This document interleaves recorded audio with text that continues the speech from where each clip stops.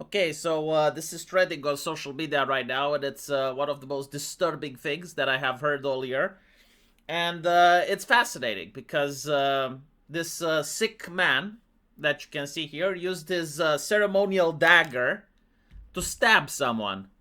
And it's very interesting because London is a city that's kind of like a prison, right? Like you're not allowed to carry any type of knives, you're not allowed to carry potato peelers, you're not allowed to use any object that's a shank. And the police can actually stop and frisk you just like in a prison. But for some reason, right, British people entertain religious mysticism. Like in the age of reason and trust the experts, religious mysticism has a lot of weight, especially if it's non-European. And so people that are Sikhs are actually allowed to carry ceremonial knives, which is what this gentleman did. And apparently he stabbed a young man. After that, he called the cops and explained that he was attacked in a racist incident. And the man removed his turban. So again, like part of this, mystical belief that exists, like people have something on their head and removing it causes theological distress. And so the British government has to protect the mysticism. But what actually happened is that the police did not believe the victim. And when this young man was actually bleeding out, he said that he can't breathe.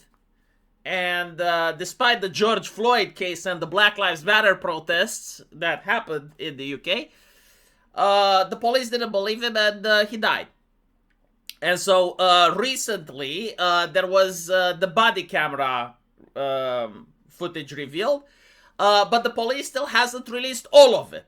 Right? So it's interesting because the whole purpose of the body camera was to hold police accountable, not just into the eyes of the law, but into the eyes of the public. And right now, despite the fact that this is trending, despite the fact that people want to see what took place, the police still hasn't released the full body camera. All right. Which I assume is pretty bad, right? Okay, look, I don't have to actually talk and moralize about the issue because I'm pretty sure that you guys are adults and you can moralize for yourself. What I think is actually important is to explain how it got to this point. And once you understand how it got to this point, you can actually understand what needs to change in order for things like this not to happen, right? Because the left will say, well, it's systemic, blah, blah, blah. I will explain to you what happened, and I want you to understand I'm not justifying it, right? I'm just explaining how human beings work and why did the police make these decisions. So, first and foremost, you need to understand that human beings operate on incentives. Incentives are more powerful than morality, they're more powerful than upbringing, they're more powerful than most things, right? And so, once you get that, again, you need to understand what has to change for this not to happen again. So, police officers, right? Police officers usually, when they arrive at the scene, automatically are more likely to trust the person that called them there. Like, this is true for any police station around the world. And the reason is because the person summoning the police is probably not the guy that did it, right? Like, the guy that's guilty is the least likely individual to call the cops. Now, of course, there are exceptions, right? But almost 9 out of 10 times when the police arrives, they immediately weigh in towards the guy that called them. And this is part of human psychology as well. It's when you hear something from one person, like the first time you hear something, you're more likely to believe it. And this is why governments, they usually rush to get ahead of the narrative. It's what the PR team call it, right? It's like the person that gets ahead of the narrative is the one that gets to set the scene. And so, okay, police arrives. They're obviously going to believe this guy because this is the guy that called them, right? Why wouldn't they believe the guy that says he can't breathe? Well, because despite what the George Floyd protest tried to say, criminals lie all the time. right? So like if you're a police officer, criminals would say almost anything in order to get out of custody. And there's probably cases where someone did say they can't breathe, the police allowed them to have a little bit of air and they pulled the weapon or they tried to run away, right? This is exactly why it happened with George Floyd.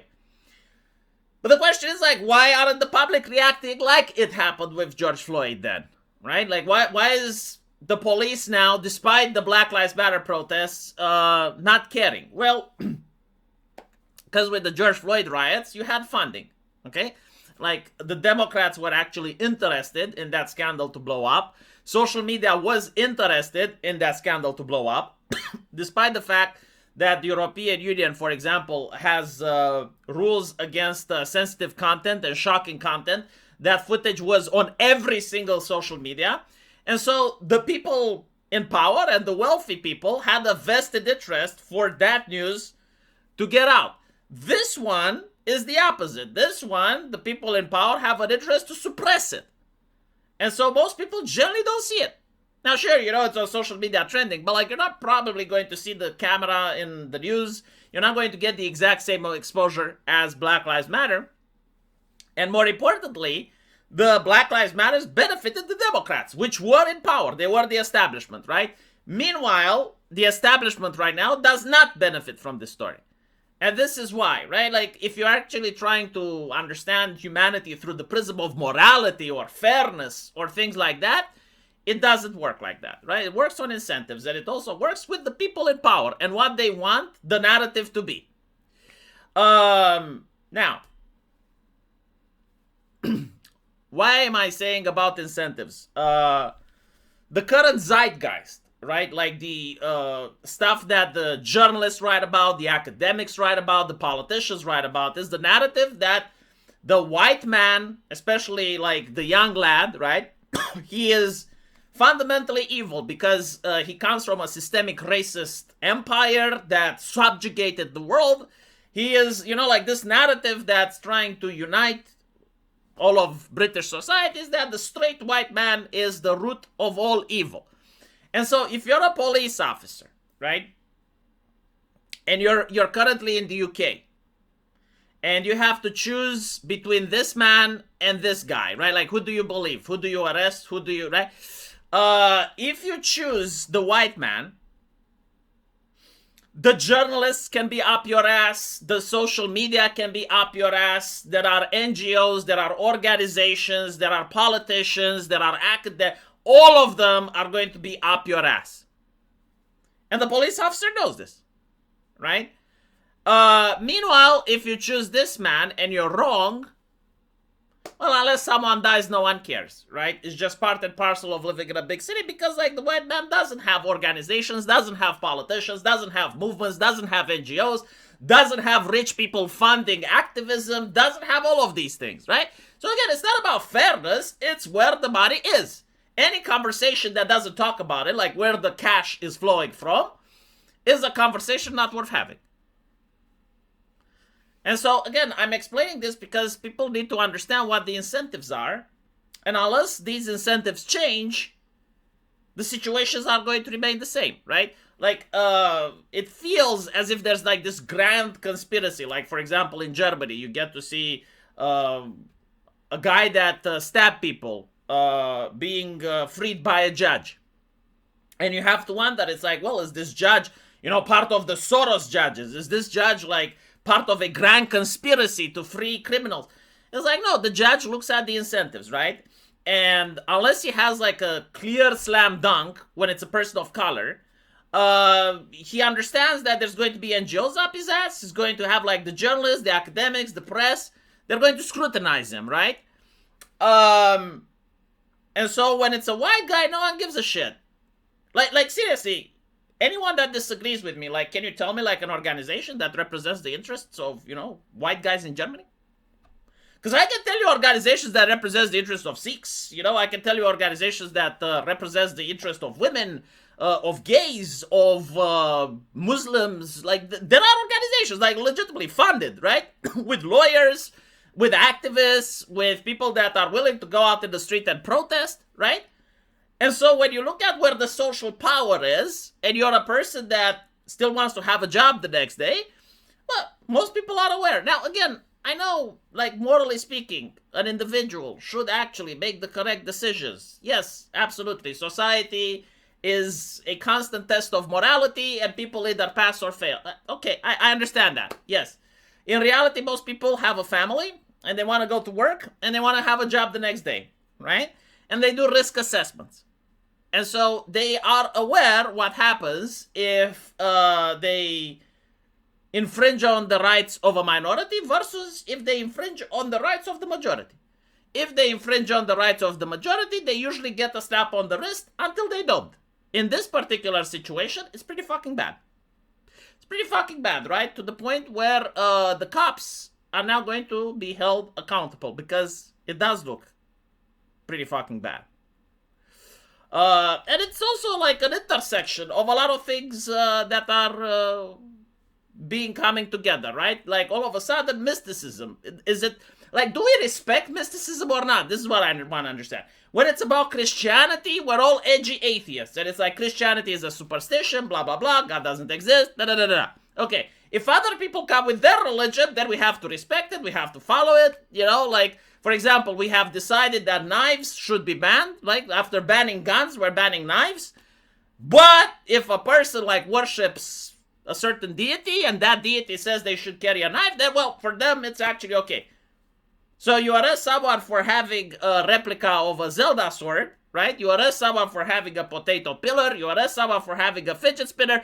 But if they cloak it in mysticism, right, and they put a ceremonial scarf over the top of their head, all of a sudden the law has to bend, society has to kneel, because that's a human right.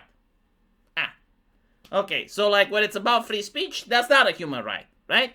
When it's about the right to carry arms, that's not a human right. But when it's religion, okay, if enough people believe in something, it becomes true. All right, well, I mean, and the second thing, of course, is the fact that the police, especially after the two-tier care thing, right, have yet again shown that when it comes to individuals like this, if they say they can't breathe, they don't believe them.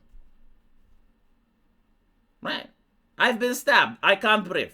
I don't think you have, mate. Meh. What can you say? You know?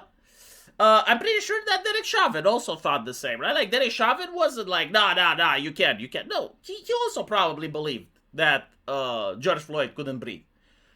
But George Floyd had activists, politicians, and the mainstream media on his side. Unfortunately, this guy doesn't. Right? The question is, see, like this is what I want to know. Will this affect elections or not? What do you guys think? Will it affect elections? With George Floyd, I think it did affect elections. I think it did affect a lot. With this guy, do you think it's going? Probably not. That's what I think. But anyway, I'm actually curious to see the full body cam footage and why it wasn't released up until now. Like, what could there?